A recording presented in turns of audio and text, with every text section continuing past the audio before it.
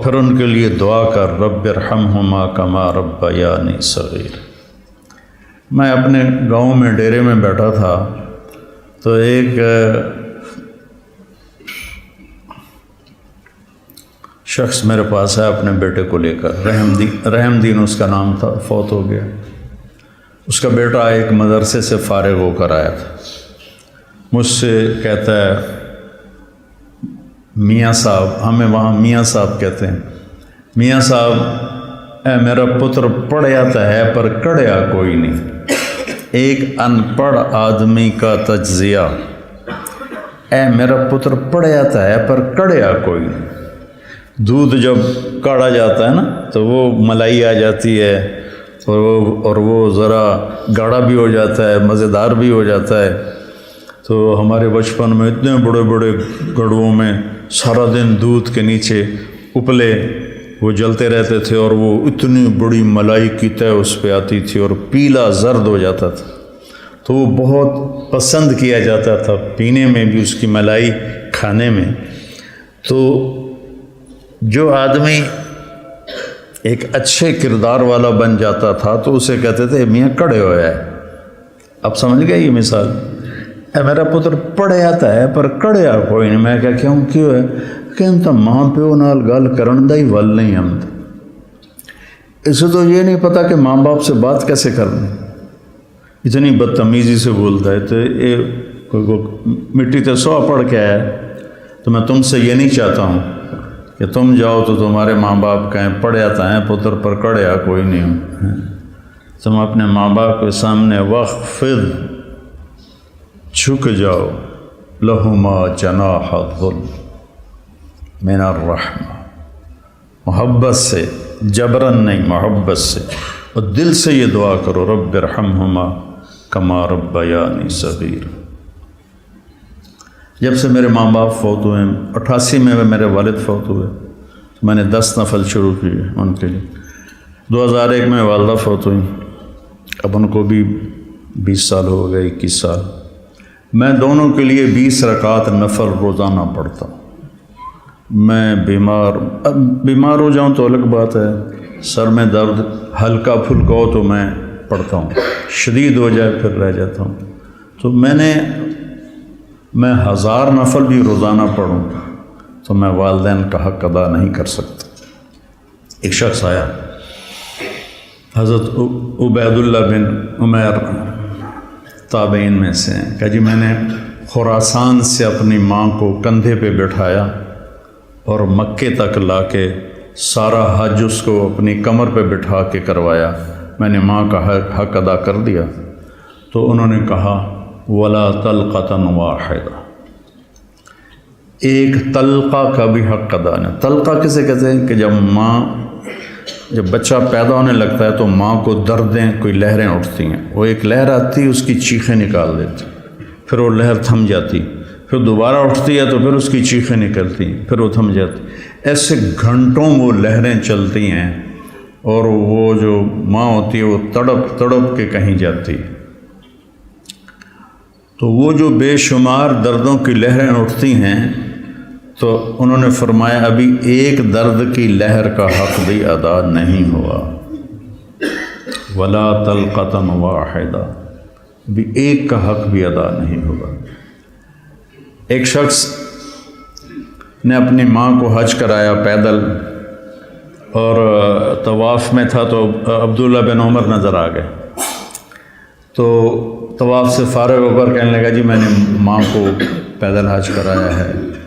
وہ کافی لمبا سفر ہے اور اس وقت پہاڑ تھے، نہ سرنگیں تھیں نہ راستے تھے، پہاڑ تھے۔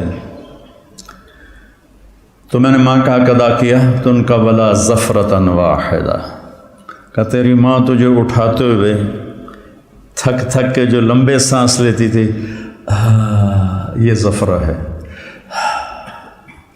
کبھی ایک سانس کا بھی حق ادا نہیں۔ حضرت عمر کے پاس ایک شخص آیا، جی جیسے میری ماں نے میرے کپڑے دھوئے میں دھوتا ہوں، میرے پخانے دھوئے پخانے دھوتا ہوں، پیشاب دھوئے پیشاب دھوتا ہوں، مجھے کھانے کھلائے میں کھانے کھلاتا ہوں، میں نے ماں کا حق ادا کر دیا۔ تو حضرت عمر نے کہا نہیں۔ کہا کیوں؟ کہ وہ جب تجھے پالتی تھی نا، تیرے پیشاب پخانے دھوتی تھی، تیری زندگی کے لیے دعا کرتی تھی، اور تو جب اس کے لیے یہ مشقت اٹھاتا ہے تو کہتا ہے یا اللہ جلدی بولا، اللہ تھک گیا، تو نے ماں کا حق ادا نہیں کیا۔ تو کہنا میرے نبی نے تمنا کی، میری ماں مجھے پکارتی تو میں نماز کے اندر کہتا لبیک۔ تو بچوں، آپ ابھی بچے ہیں، آپ کے ماشاءاللہ والدین زندہ ہوں گے انشاءاللہ، اللہ خیر کرے، کسی کا فوت بھی ہو جاتا ہے تو اللہ کی تقدیر ہے۔ تو یہ میرے رب کا ایک اس کو اتنا دہرایا اللہ نے، پورے قرآن میں دہرایا ہے، پورے قرآن میں دہرایا کہ اپنے ماں باپ کے ساتھ وہ جو وصایا ثلاث ہیں، اللہ تشرکوا باللہ شیئا وبالوالدین احسانا، وہاں بھی سورہ انعام میں 3 وصیتیں قرآن میں آتی ہیں۔ تو پہلا ہے شرک نہ کرو، اور پھر بالوالدین احسان، والدین کے ساتھ احسان کرو۔ احسان ہوتا ہے کسی کام کو سب سے اعلیٰ درجے پر کرنا، اس کا نام احسان ہے۔ هل جزاء الاحسان الا الاحسان، تو اللہ پر کوئی احسان تو نہیں چڑھایا ہم نے۔ هل جزاء الاحسان، کہ تم نے میری اطاعت کو بہت اعلیٰ درجے پہ پورا کیا، تو اب میری طرف سے تمہارے اوپر بھی بہت اعلیٰ درجے کا صلہ آئے گا، اور وہ جنت ہے۔ ابن القیم نے روایت نقل کی کہ ایک آدمی ایسے بیٹھا ہوگا تو ایک منظر، صرف ایک منظر کو دیکھنے میں اسے سالہ سال گزر جائیں۔ 70 سال کا مطلب ہوتا ہے بہت زیادہ، وَإِن تَسْتَغْفِرْ لَهُمْ 70 مرة، پتہ نہیں کتنے سال وہ ایسے بیٹھا اس میں گم مزہ لیتا رہے گا، مزہ لیتا رہے گا، مزہ لیتا رہے گا۔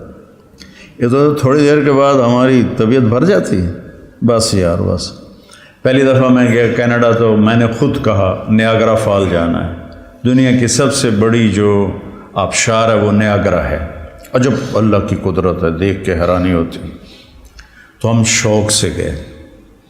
دوسری دفعہ کینیڈا گیا تو میں نے نہیں کہا، مقامی لوگوں نے کہا نیاگرا چلے، میں نے کہا چلو، چلے گئے۔ تیسری دفعہ میں کینیڈا گیا تو انہوں نے کہا جی نیاگرا چلے، میں کہا ویکھ لیا، بس کرو ہن کی ویکھنا، ٹھیک، دل بھر گیا۔ جنت میں ایسا نہیں ہوگا، ہر لمحے سما بدلتا جائے گا، ہر لمحے۔ هل جزاء الاحسان الا الاحسان، تو لہذا اس میں گم ہو کے مست ہو جائے تو اللہ کہیں کہ میرا بندہ ایک ہی چیز میں گم ہو گیا، اسے کوئی اور مزہ کراؤ، اس کوئی اور مزہ کراؤ، تو ایک دم اس کے کندھے پہ ہاتھ لگے گا ایسے، جو یوں مڑ کے دیکھے گا تو ایک لڑکی ہوگی اس کو دیکھتے پورا یوں مڑ جائے گا، وہ کہے گی امالک فینا من رغبت، آپ کو ہماری کوئی ضرورت ہے؟ آدھا میں قربان جاواں، ضرورت تو بڑی ہے۔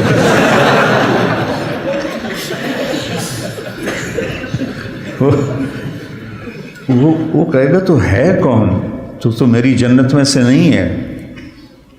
تو وہ کہے گی انا من اللواتی قال اللہ تعالی ولدینا مزید، میں ان میں سے ہوں جن کے بارے میں تیرے رب نے کہا ہے صرف ایک دفعہ دینے کے بعد بس نہیں کروں گا، ولدینا مزید، دیتا ہی جاؤں گا، دیتا ہی جاؤں گا، دیتا ہی جاؤں گا۔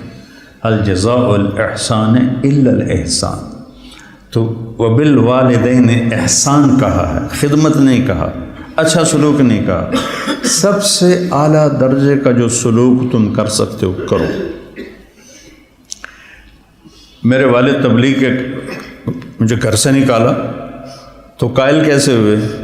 جب میں رائے سے آتا تو ان کو جسمانی خدمت کرتا تھا، حالانکہ نوکر ہوتے تھے، دبانے والے، تیل لگانے والے، سارے کام کرنے والے، لیکن جب وہ رات کو لیٹتے تو میں نوکروں کو بھگا دیتا اور میں اکیلا ان کو دباتا تھا، پر ان کے سر میں تیل لگاتا تھا۔ اس خدمت نے ان کے دل کو رام کر دیا، کیونکہ پہلے میں ذرا گستاخ تھا، بدتمیز تھا۔ تو گھر میں جو دعوت ہے وہ اخلاق سے چلتی ہے، وہ یہ نہیں کہ آپ بیوی کو بٹھا کے دعوت دینا شروع کر دو گے، بیگم دنیا فانی ہے،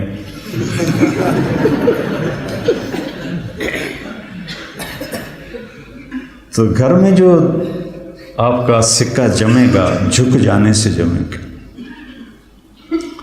ماں باپ کے لیے چائے بناؤ، کپڑے دھو، ان کو دباؤ، ان کے سر میں تیل لگاؤ، ان کی آنکھ کا اشارہ سمجھو، تو میں سمجھوں گا کہ آپ نے صحیح قرآن پڑھا ہے. اور رشتہ داروں میں بھی زبان سے دعوت نہ دیا کرو، اپنے اخلاق سے، چونکہ رشتہ دار سب سے مشکل ہوتا ہے تعلق قائم کرنا رشتہ داروں.